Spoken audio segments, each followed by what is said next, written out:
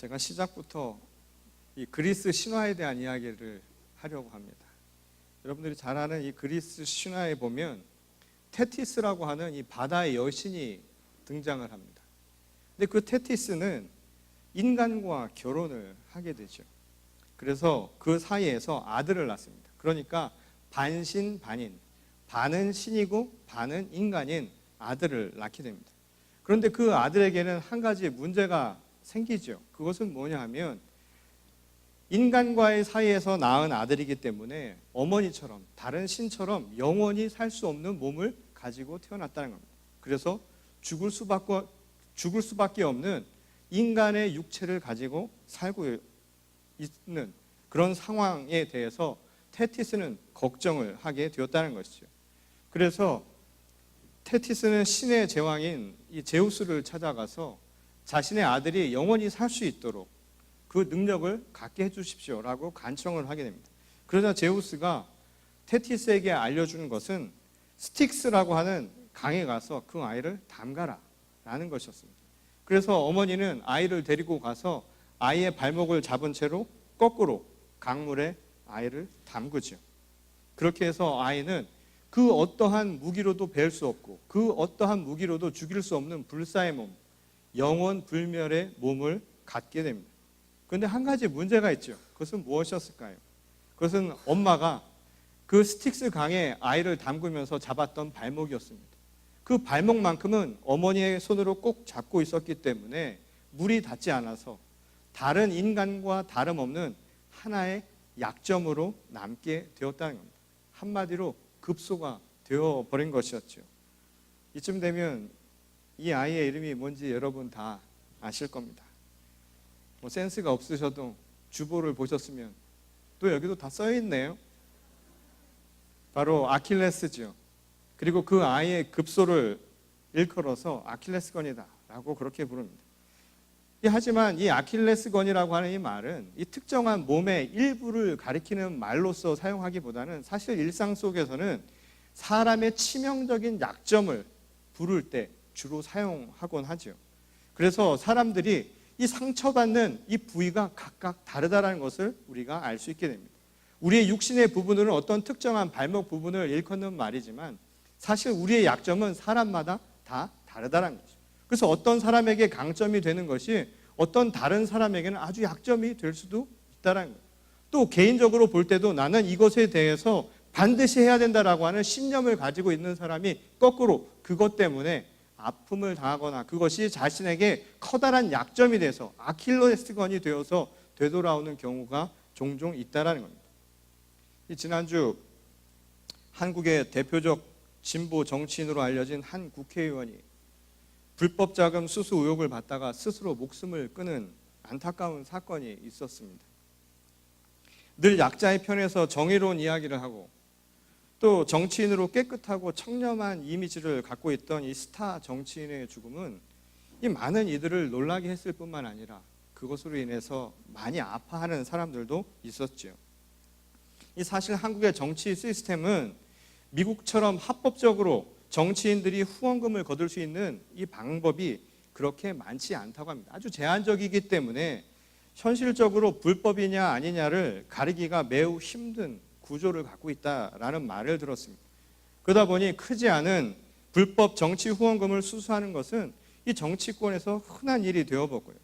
또 하나의 관행처럼 이루어지고 있는 것이 오늘날 한국 정치의 상황이라고 합니다. 이 평소 정치권에서 행해지는 부정, 부패, 그리고 불투명한 검은 돈에 대해서 아주 엄격한 입장을 취하고 있었던 바로 정치인이었기에 그가 느끼게 된 양심의 가책은 다른 어떤 사람들보다 아마도 강하게 작용했던 것으로 보입니다. 그리고 그것이 그에게는 아킬레스건이 되어서 결국 자신의 목숨을 스스로 끊는 안타까운 일이 벌어지게 되었다는 것이죠. 결국 자신이 가장 중요하게 여겼던 것, 또 자신이 자신에게 가장 강하게 요구됐던 바로 그 부분이 사실은 자신에게 아킬레스건이 되어서 되돌아온 결과를 우리가 보게 되었다는 겁니다.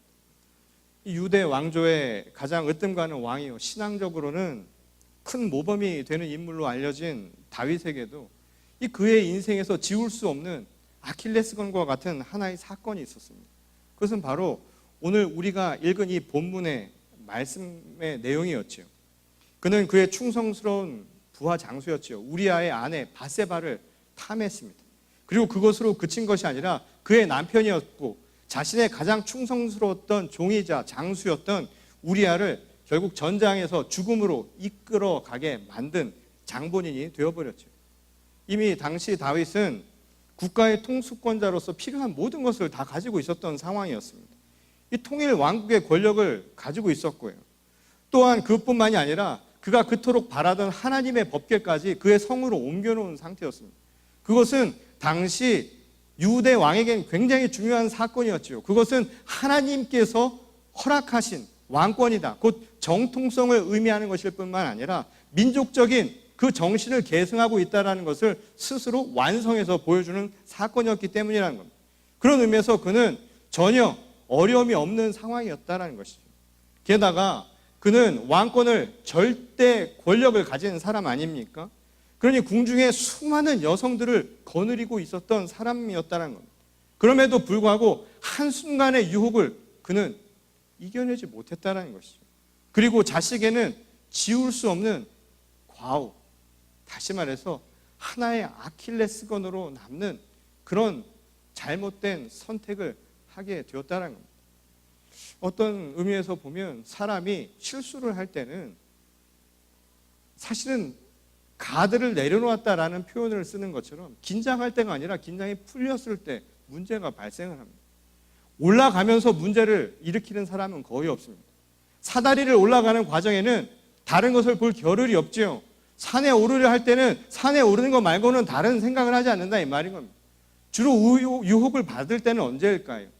정상에 다다랐을 때입니다. 또는 정상에 다다랐다고 자기가 생각했을 때, 내 마음이 편하고 이제 더 이상 필요한 것이 그다지 많지 않다고 생각할 때, 그때 유혹이 들어오는 거예요. 힘들면 힘들수록 사람은 긴장하기 마련입니다.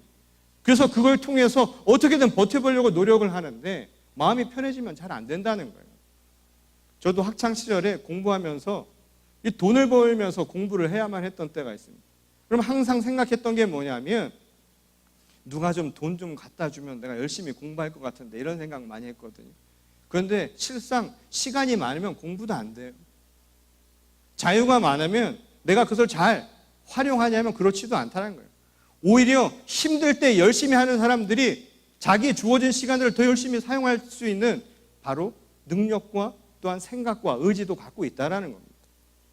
그런 의미에서 이 다윗에게 일어난 사건은 어쩌면 그의 풀려버린 마음 상태, 그의 정신 상태를 우리에게 보여주는 모습이라고 할 수 있다는 겁니다.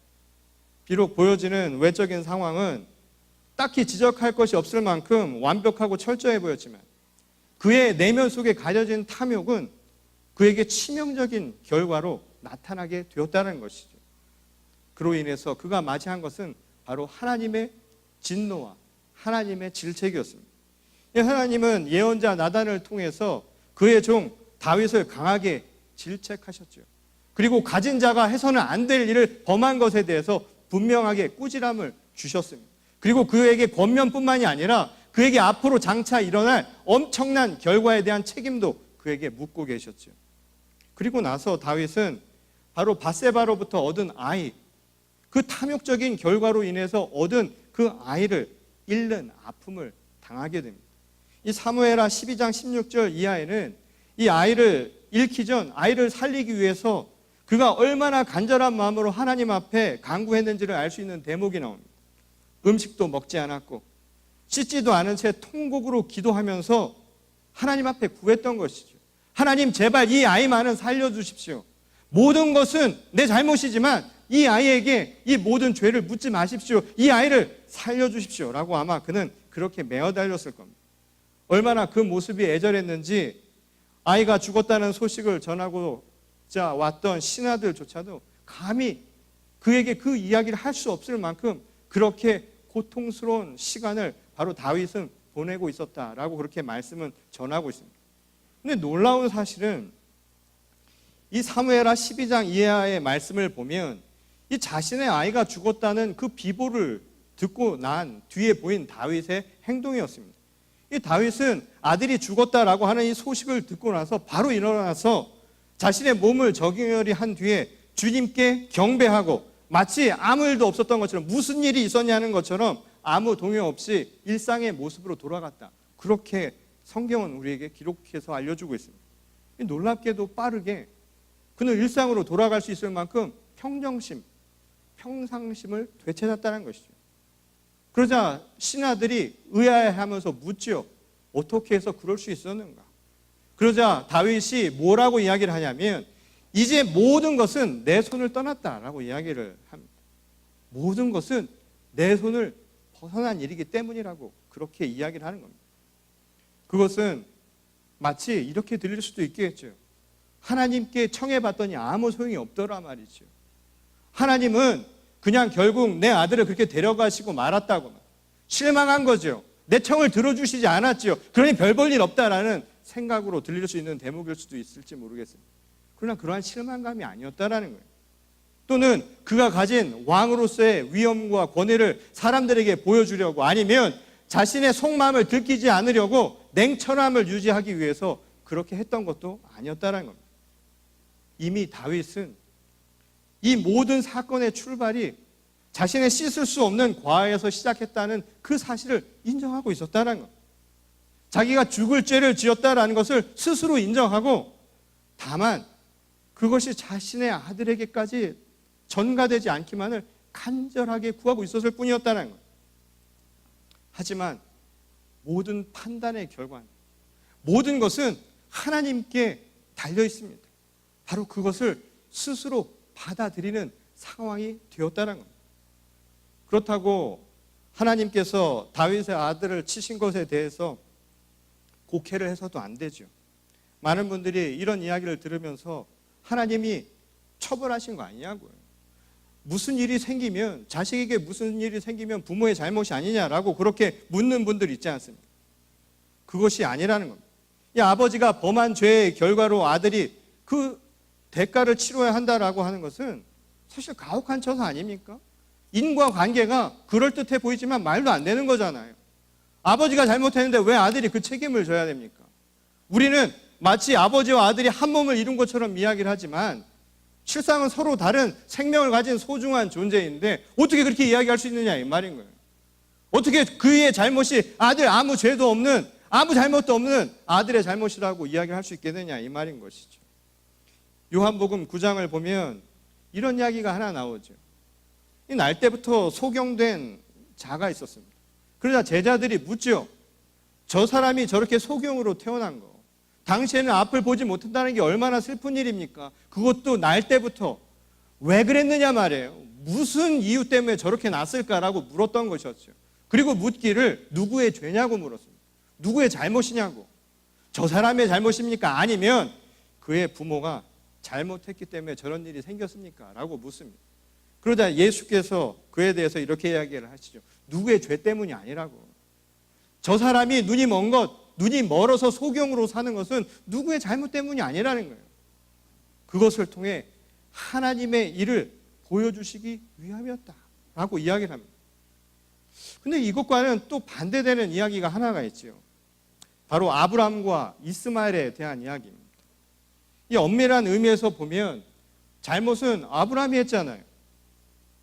이스마엘이 자기가 나오겠다고 해서 나왔습니까? 나 나달라고 해서 나온 게 아니라 아버지의 실수로 나온 아들인데 모든 짐은 바로 이스마엘이 다 져야만 했죠.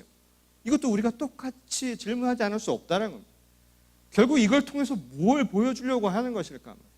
결국 성서의 중요의 핵심은 누구의 잘못인가, 누구를 블레임하기 위한 것이 아니라는 거예요. 누구의 죄인가를 묻고 있는 게 아니라는 거예요. 우리가 알 듯 모를 듯한 인과관계를 따져서 이것 때문에 이렇게 일어났다라고 그냥 억지로 맞추려고 이 말씀을 전하는 것이 아니라는 겁니다. 그것을 통해 하나님의 일을 보이기 위한 거라는 거예요. 하나님의 뜻이 무엇인가를 우리에게 가르쳐주고 계시다라는 거예요. 그걸 통해서 하나님의 뜻이 우리에게 어떻게 주어지는 것을 보여주는 것, 우리가 그것을 바라보면서 우리의 신앙적인 시선이 변화되고 우리의 태도가 변화되는 것, 이게 더 중요한 부분이어야 된다는 겁니다. 곧 이 말씀은 누구의 죄, 누구의 잘못을 이야기하는 것이 아니라 그걸 통해서 내가 그 삶의 중요한 사건과 내 삶에서 일어나는 그 모든 이야기들을 내가 어떻게 받아들일 거냐고. 나는 알 수 없지만, 하나님이 어떻게 해서 이런 일을 나에게 허락하셨는지 알 수 없지만, 이것을 내가 어떻게 바라볼 것인가. 내 신앙의 눈으로, 내가 하나님을 믿는 믿음으로 하나님이 이것을 통해 내게 무엇을 행하실 것인가를 볼 수 있는 신앙적인 시선의 변화, 이것이 바로 하나님의 일을 보여주기 위한 것이라고 주님은 가르쳐주고 있다는 겁니다. 그런 의미에서 다윗이 마치 아무 일도 없었던 것처럼 평상심을 가진 것은 회피가 아니었다 이 말인 거예요. 이제 지난 일이니까 회피할 것, 그리고 나는 몰라, 하나님과 나는 이제 끝이야 라고 하는 것이 아니라, 이제 그 사건을 통해서 하나님의 일이 무엇인가를 스스로 깨달은 거예요. 그 평상심이라고 하는 것은 다른 것이 아니라 철저한 자기 부인의 모습이었다는 거예요. 셀프 디나이얼의 모습이었다는 것이죠. 자기를 부인한다는 것은 결국 무엇인가요? 자기 삶의 주인이 이제 내가 아닌 거예요. 이제 그리스도가 내 주인이 된 거예요. 내가 사는 것이 아니라 내 안에 계신 그리스도로 인해서 살게 되었다라는 믿음의 고백을 바로 지금 다윗은 하고 있었다라는 겁니다. 평상심이 내 감정으로 이루어진 게 아니다 이 말인 거예요. 내 생각으로, 내 판단으로 이루어지는 게 결코 아니다 이 말인 거예요. 이 많은 분들이 착각을 하고 계시는 것 중에 하나가, 하나님을 잘 믿으면 상처도 다 날 거라고 생각해요. 마음속에. 어제 누가 저한테 아주 나쁜 욕을 했습니다. 그러고 보니까 어제 비행기 타고 오는데 말이죠, 지금 갑자기 생각이 나네요. 화장실을 가려고 하는데 남들은 다 들여보내주는데 저만 못 들여보내주는 거예요. 그러고 보니까 그 비행기는 전부 백인들만 탔더라고요. 제가 속으로 혼자 계속 생각을 했습니다. 내가 아시아니라 이거 혹시 인종차별 아니야? 내리는 순간까지 계속해서 그 생각을 하고 있었는데, 마치 내 자신이, 자기 자신이 무언가에 의해서 당하는 것처럼 그런 생각을 하면서 사람들이 살아갈 수도 있지요. 그러나 여기서 중요한 셀프 디나이얼이라고 하는 것은 그것이 아니라, 내 평정심이 그렇게 해서 생기는 게 결코 아니라는 겁니다. 제가 그렇게 해서 그 마음이 없어지는 거 하면 쉽게 없어지는 게 아니라는 거예요. 어떤 분이 그런 표현을 하더라고요. 운전을 하고 가는데 저 멀리서 먼지 하나가 이렇게 날아오는 게 보이더라는 거예요. 근데 갑자기 그게 차에 딱 부딪히는 거예요. 그러더니 차가 갑자기 덴트가 나더라는 겁니다. 창문이 어떻게 돼요? 구멍은 아니지만 찌그러진 거예요. 그분이 자신의 마음 상태를 그렇게 표현하더라고요. 누군가 자기에 대한 이야기를 하는데 아무 일도 아닌 것처럼 저 멀리서 하는 작은 소리 같았는데 어느 순간에 날아오더니 내 마음에 덴트가 났다는 거예요. 근데 그 덴트가 어디 가나요? 창문을 갈기 전까지 그 덴트는 그냥 거기 있는 거예요. 그 감정이 변화되는 것은 아니죠. 언젠가 제가 그런 비유를 했는데 말이죠. 지금 이 뒤에 보면 이 기둥에 자국이 하나 있어요. 여러분들 눈에는 안 보시지만 저는 보입니다. 왜냐하면 저는 그 범인을 알고 있기 때문에. 처음 이 교회에 들어와서 십자가를 만들고 이렇게 페인트를 칠했는데 청년 하나가 거기다 테이프를 붙였다 뛰는 바람에 거기에 그만큼 자국이 난 거예요. 얘기를 하지 말던가. 또 구태여 저한테 와서 그 얘기를 해요. 그리고 그때부터는 알았다고 하고 보내놓고 나서는 그것만 보이는 거예요. 말을 안 했으면 안 보였을 텐데 그 자국만 보이니까 제가 마음이 흔들려서 어떻게 했냐면 내려가서 페인트를 다시 바르렸습니다. 색깔을 다시 발랐죠. 근데 페인트가 그 색깔이 안 나와요. 그러고 가만히 앉아서 보니까 페인트가 어떻게 됐을까요? 더 커졌어요. 그래서 가만히 있으면 될 걸 색깔을 잘못 만든 것 같아서 다시 가서 페인트를 만들어서 발랐습니다. 어떻게 됐을까요? 더 커졌죠. 그래서 제가 여기 앉아있는데 어떤 심정으로 앉아있을까요? 마음이 너무 불편한 거예요. 새로 교회 와서 새로 본당 깨끗하게 하고 들어오고 싶은데 저것 때문에 마음이 불편해가지고 마음이 힘든 거예요. 근데 그때 말씀을 전하려고 들었던 말씀이 바로 이 말씀이에요. 내가 사는 게 아니라 내 안에 있는 그리스도가 있는 그 믿음으로 사는 거라고요. 그리고 그 말씀을 저는 어떻게 실천했냐면 십자가를 봤습니다. 십자가만 바라보면 여러분 뭐만 보일까요? 이거 당연한 거 아닙니까? 십자가만 바라보면 뭐만 보일까요? 십자가만 보이는 건 아닙니까? 안 보이는 거예요. 오늘 우리들의 평상심, 평정심이 내가 버린다 해서 버려지는 게 아니다 이 말이에요. 회피해서 도망간다고 그래서 그 마음이 없어지는 거 아니다 이 말인 거예요. 누가 나한테 상처를 준 게 그게 어떻게 없어집니까? 사람이 감정의 동물인데 갑자기 뚝 하고 사라지는 것이 아니라 어딘가 있다 이 말인 거예요. 그러나 우리의 믿음이 그것을 가려준다 이 말인 것이죠. 그리스도를 믿는 바로 그 믿음으로 그 모든 것의 변화를 맞이할 수 있다는 거예요. 오늘 다윗이 맞이했던 평상심은 그런 의미에서 회피가 아니라 바로 하나님 앞에 자신의 죄를 고백하고 자기 스스로를 부인한 모습이라는 거예요. 내가 부인되고 내 안에 오직 하나님이 살아계심을, 하나님이 내 삶의 주인이 되었음을 신앙 고백한 것이다 이 말인 거예요.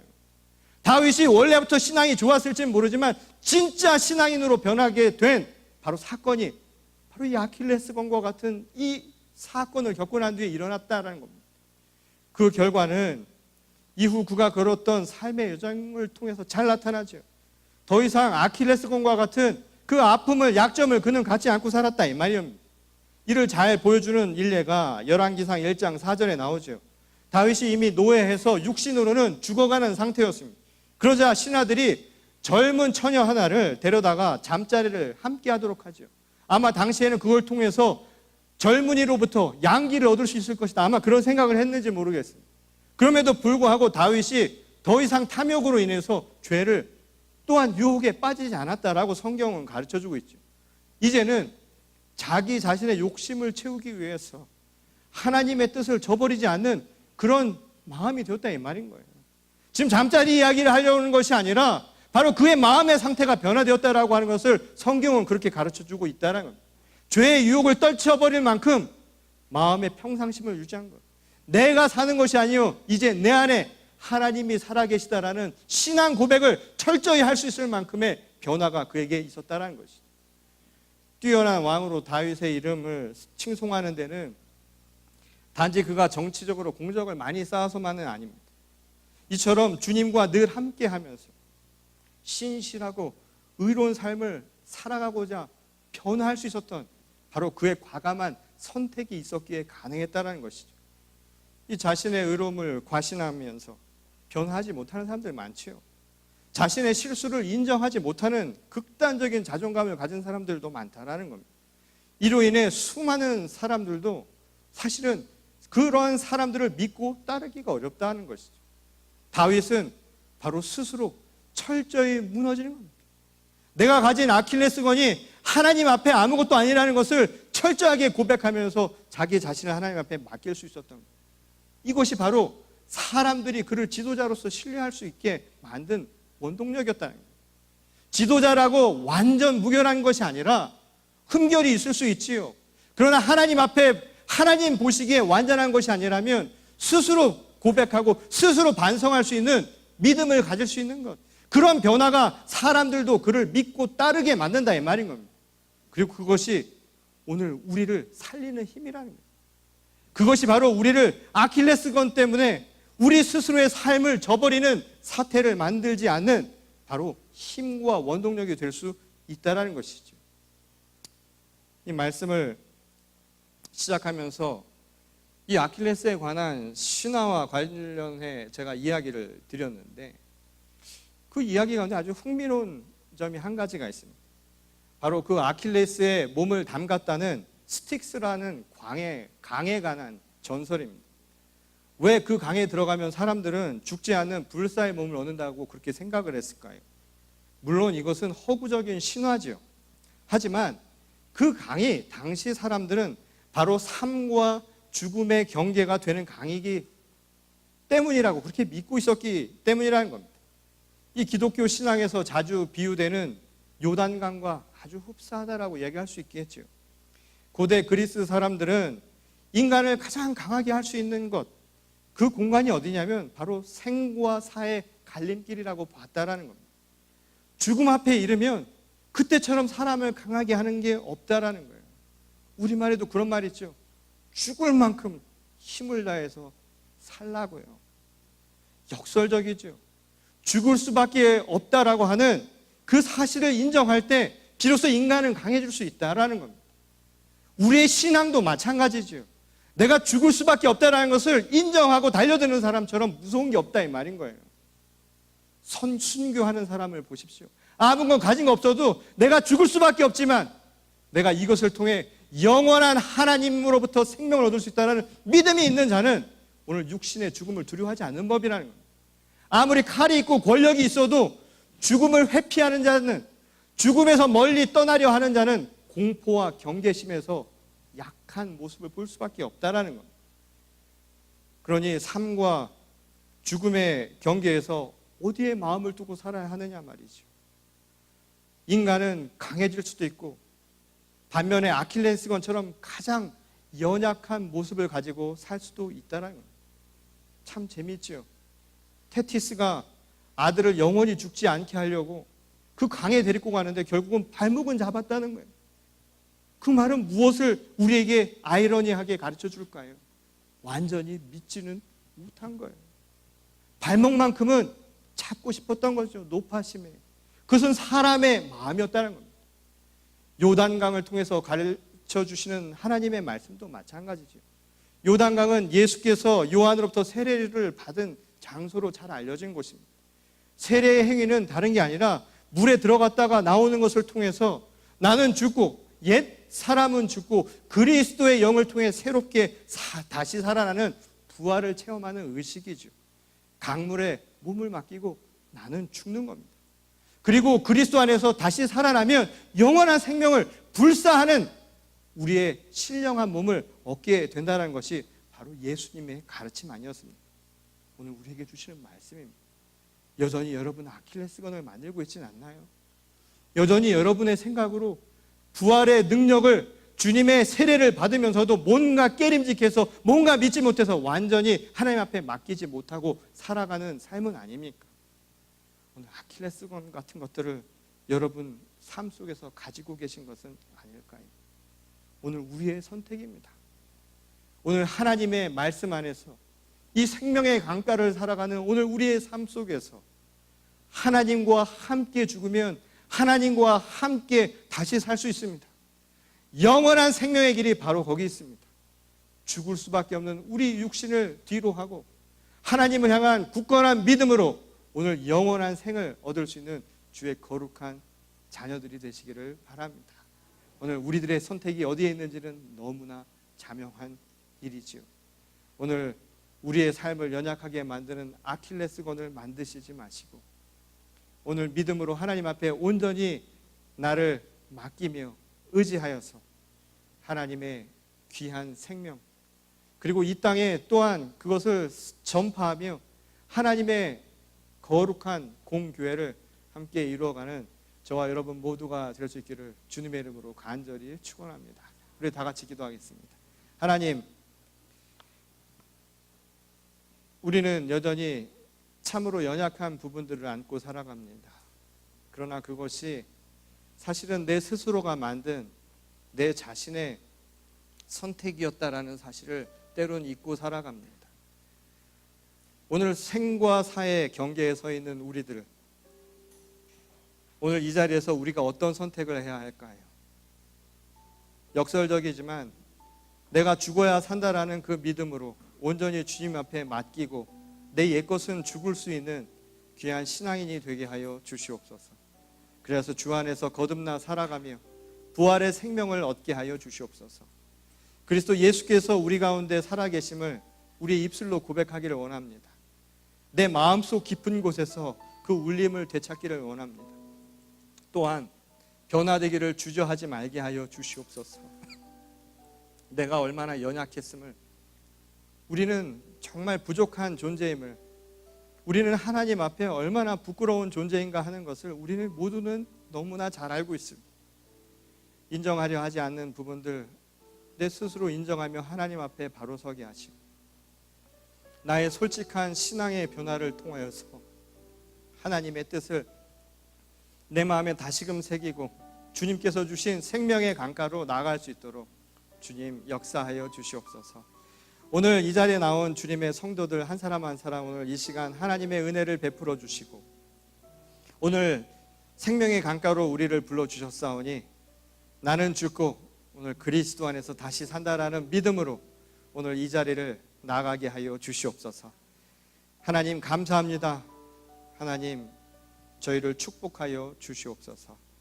하나님께서 오늘 우리 모두와 함께 하시며 우리의 심령 가운데 좌정하시고 우리 또한 하나님을 우리 마음의 주인으로 영접하며 돌아갈 수 있도록 이 시간 우리 마음의 결단을 행하는 거룩한 교회와 성도가 다 되게 하실 줄 믿사오며 거룩하신 우리 주 예수 그리스도의 이름으로 간절히 기도드렸습니다. 아멘.